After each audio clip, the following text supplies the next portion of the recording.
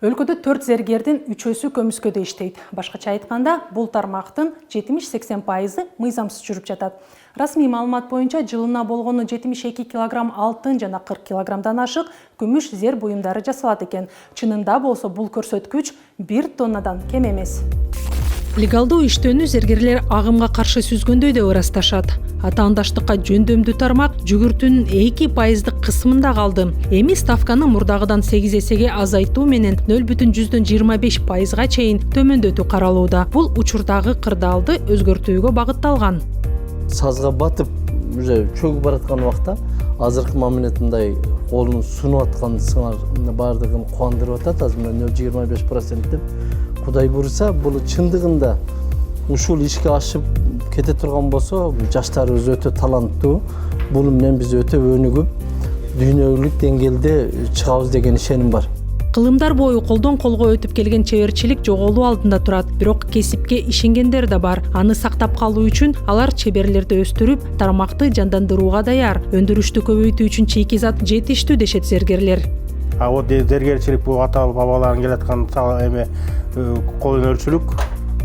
Ушул кол өнөрчүлүктү кичине мындай өнүктүрүш үчүн баардыгыбыз ачыкка чыгарышыбыз керек. Азырынча жеңилдик өндүрүүчүлөргө гана тиешелүү. Бирок бул сатуучулар үчүн жаңы башталыш болушу мүмкүн. Жөн гана сатуу эмес, өз бизнесин баштоого жол ачат. 15 жылдан бери иштегенден кийин табетин билебиз, кээде келген кардарлардын айткан нерселерин бере албайбыз да. Өзүбүздүн оюбуз менен иштесек жакшы болмок, өндүрсөк. Биздин өзүбүздө алтыныбыз бар, Кудайга шүгүр. Если бизди производствону өндүрүп чыгарса, биз өзүбүздүкүн сатмакпыз. Россиялап жүрмөк эмеспиз, Турция, Италия деп башыбызды ортмак эмеспиз. Өзүбүздүн продукцияны сатмакпыз. Зергер жөн гана кооздук эмес, бул жумуш орундары, экспорт, инвестициялар. Башка өлкөлөрдө болуп жаткандай туура колдоо менен тармак экспорттун лидери боло алат. Анан ушундай эле подходду биздин комшу мамлекет Өзбекстан Шавкат Миронович Мирзоев ювелирканын баардык ушундай шарттарды түзүп, НДСтен 100% бошонтуп ушундай түздү эле. 2 жылдын ичинде 20 миллиардга инвестиция болуптур. 2 килейген завод курулуптур. Бир мамлекеттин заводу болду, бир частный завод болду. Ошондой эле ондогон, жүздөгөн инвесторлор кирди.